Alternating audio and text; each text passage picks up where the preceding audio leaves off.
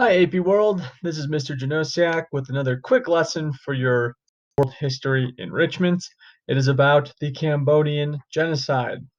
Along with this lesson, I have included a link to firsthand accounts from survivors who experienced and survived the tragedies of the things that we're going to briefly cover today. As they say in the instructions, I highly recommend taking some time to read through those accounts so that you see how these historical processes and events that we're going to touch on today actually impacted human beings on the ground who had to live through them. So I hope you'll take a look at those um, because I can only do so much to convey what happened, and reading those stories does far more to bring justice and understanding and maybe empathy to the survivors of these brutal events. So, the Cambodian genocide starts with the Khmer Rouge. The Khmer Rouge was a brutal regime that ruled Cambodia under the leadership of Pol Pot from 1975 to 1979. Pol Pot himself, again, a megalomaniac, um, uh, not tempted, what's the word I'm looking for? Um, with grandiose ideologies of creating a master race, and of course, corrupted by total power. His ideas through social engineering and his policies in Cambodia led to the death of more than 2 million people. There's a bit of a two-pronged concept here or approach to this. One is the starvation, disease, and overwork caused by Pol Pot and the Khmer Rouge's uh, absolutely extreme policies to reshape Cambodia, which we will look at here in a second. And then the other side is the direct imprisonment, torture, and execution of so-called enemies of the Khmer Rouge or enemies of the regime. Before I get into, well, here we go. So I have the historical background here, but I would just quickly remind you that even before the time period we're talking about, right, Cambodia and the whole region of Southeast Asia, largely colonized by the French, and with decolonization comes all sorts of instability, which allows tyrants and extreme ideologies to take hold. When you uproot the traditional European leaders that had controlled these places, it allows for instability and bad things to happen, and Cambodia is no different. So, even though the Khmer Rouge won't come into power until the 1970s, the communist insurgency in Cambodia have been going on through the 1960s. The 1960s, through the 1960s, the Khmer Rouge operated as the armed wing of the Communist Party of Kampuchea, which the party named Cambodia.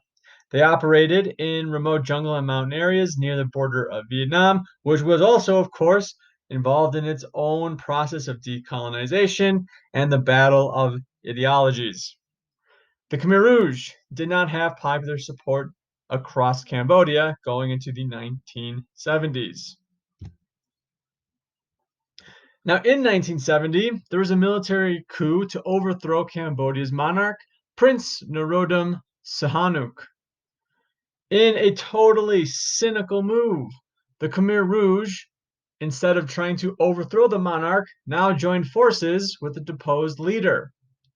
The monarch was generally popular in cities, and the Khmer Rouge used this popularity to lead themselves out of just operating in remote jungle areas and mountain areas to then gain more and more identity and support in Cambodia's urban areas.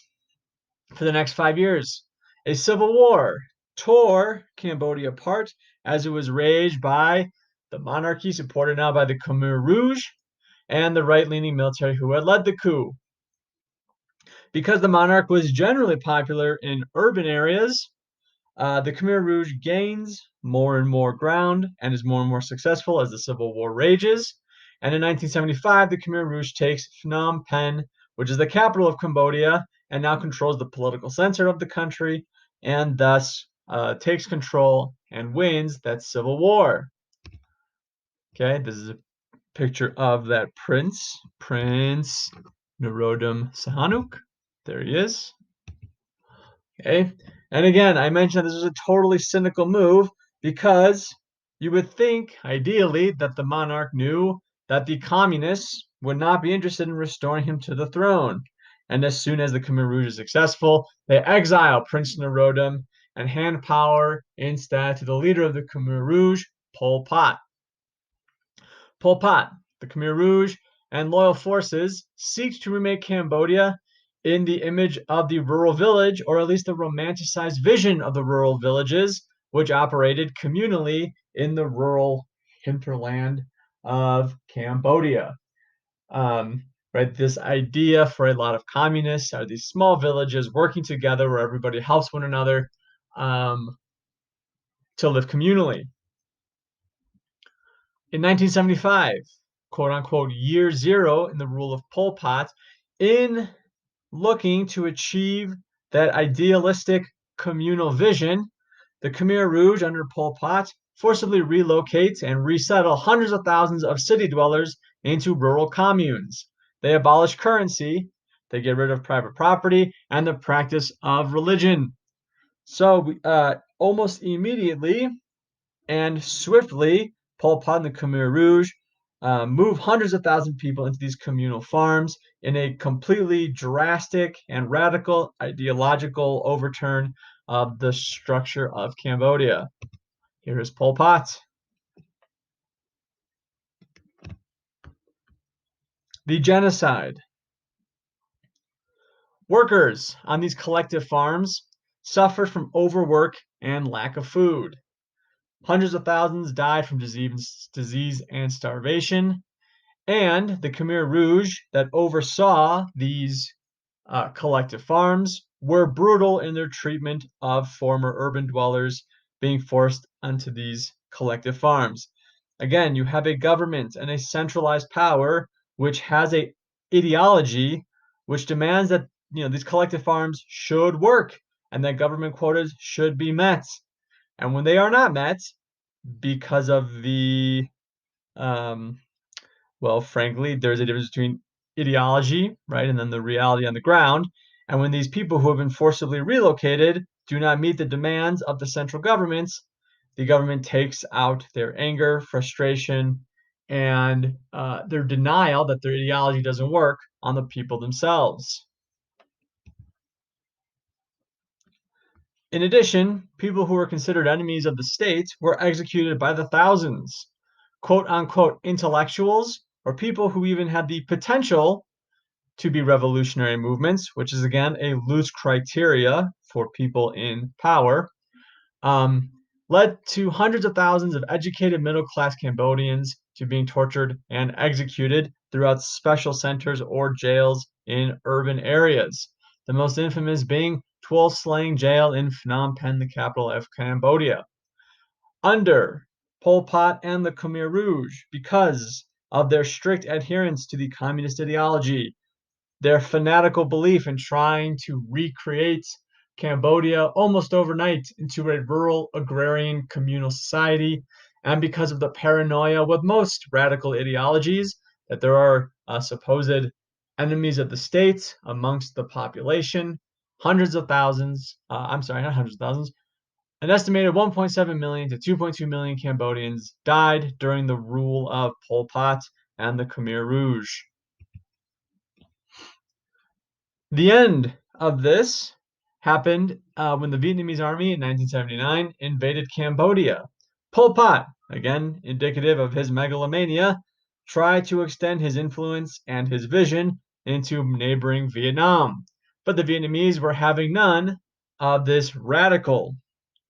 The Khmer Rouge retreat in the face of the Vietnamese army, and Vietnam controlled Cambodia throughout the 1980s. Prince Norodom, the exiled monarch returned to rule eventually as a constitutional monarch, and he died in 2012. Pol Pot himself lived in rural Cambodia until in 1997 he was arrested by the Cambodian government and charged with crimes against the state. However, the trial took forever, or at least took long enough of a time, to where Pol Pot died in custody. Again, that is my brief kind of overview of this particular tragedy. To see what it looked like to live under the Khmer Rouge and Pol Pot, I would suggest looking at those first-hand accounts, which I have also included in this lesson.